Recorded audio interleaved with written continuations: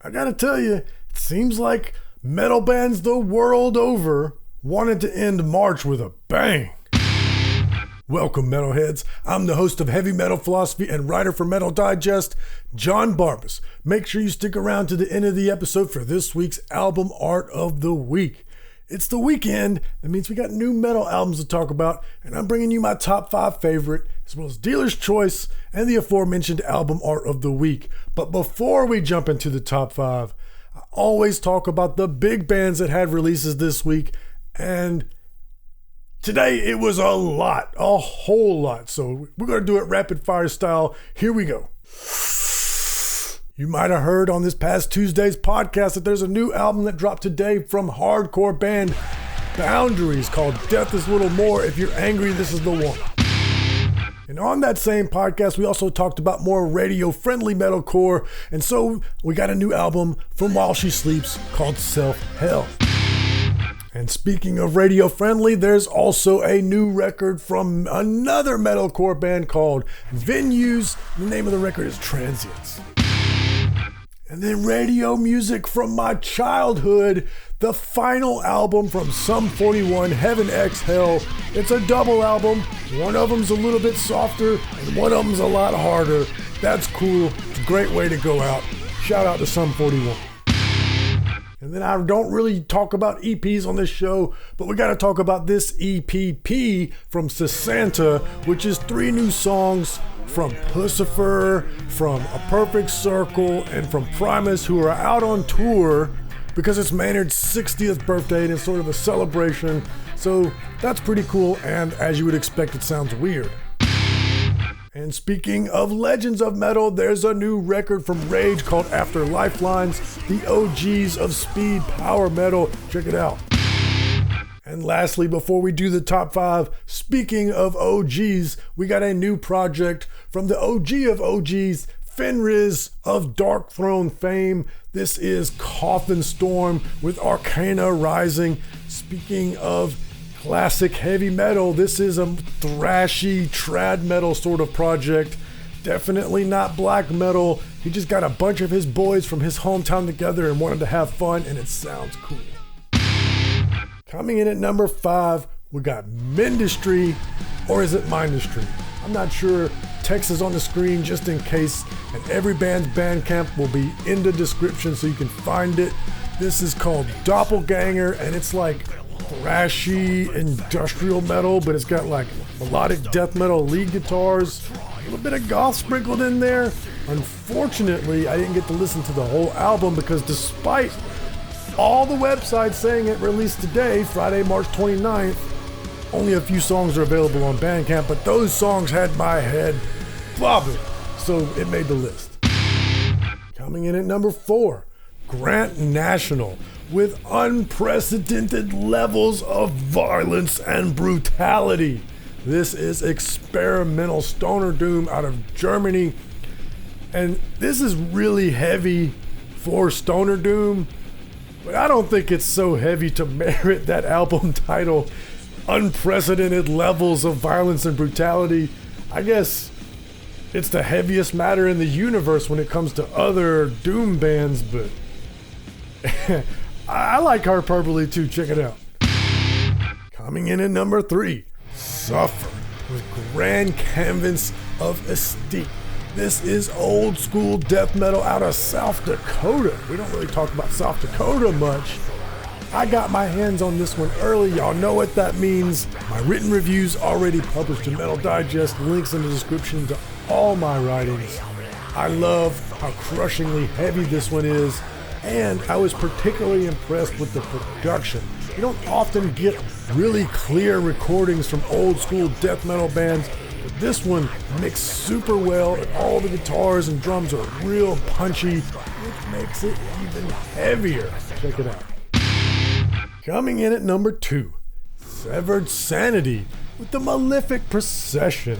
This is Death and Thrash, or maybe you might call it Thrash and Death, out of Texas. And as soon as I started playing this record, I thought, wow, this sounds like if Cannibal Corpse decided to put out a thrash record. I mean, it is real brutal, but it's also fast. Definitely got the thrash metal drums. And the riffs to me really sound like Eric Rutan riffs. Plus, you know, those gravelly, growly vocals. I'm gonna love that. It's right up my alley. It'll be right up your alley too if you check it out. And hey, before we do number one, I just want to thank you for being here. If you are watching this video, that means you must listen to metal. And if you want to complete your metal look, you can get some metal jewelry from the sponsor Gothic Jewelry. If you put in the code METAL25, it links in the description, you'll get 25% off and you'll get to look awesome with this stainless steel jewelry from Gothic. Thank you so much. Now let's do number one. Coming in at number one, Mutilation Barbecue with amalgamations of gore. Death metal out of Ohio. And if you love 200 stab wounds, I love 200 stab wounds, then you'll love Mutilation Barbecue. Very similar in that it's that real groovy new wave of death metal. I'm not saying they sound the same. I'm saying they both are super groovy, and they both do that thing where as soon as you're in a groove and you're headbanging, they flip it on you and they hit another tempo and another killer riff, and you're like, oh, how is this one heavier than the last one? And they do it over and over and over again on the whole album. I absolutely love that. Oh, I can't say enough about Mutilation Barbecue. We're not even done yet. We still get to do Dealer's Choice now. I'm so glad we started doing this Dealer's Choice segment because it allows me to shout out music and things outside of the normal top five. The top five, I'm only ever going to give you crushingly heavy metal albums that I really, really like. And this next one, I really like it. It's a lot of fun, not crushingly heavy, not something I would normally recommend, but I love that I've got Dealer's Choice as a vehicle to say, check this out. This is really cool and really fun. It's not going to go on any album of the year list at the end of the year as far as like 1% of 1% metal albums, but you'll remember it. You will definitely remember this at the end of the year. Remember this?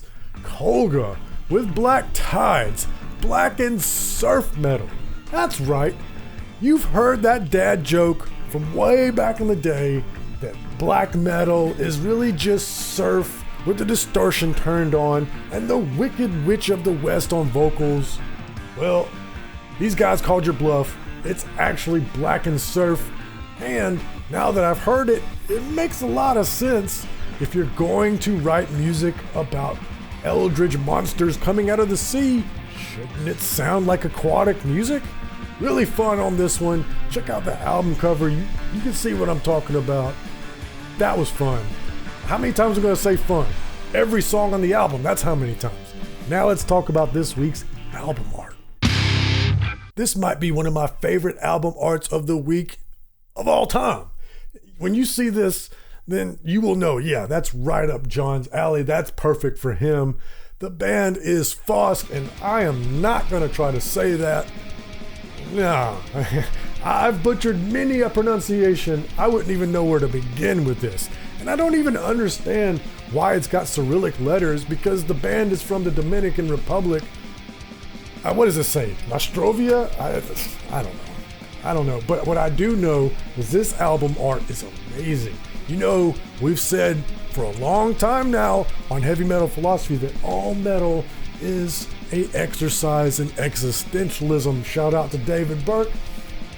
And if that's not existential, I don't know what is. You've got a cosmic skeleton, probably death personified, holding the hourglass and the dude inside with his life slipping away in the sands. I absolutely love that. And at the beginning of the episode, I mentioned that there was a podcast about the hardcore band Boundaries. So if you want to check out the podcast, just click right here. But most importantly, read philosophy, listen to metal. I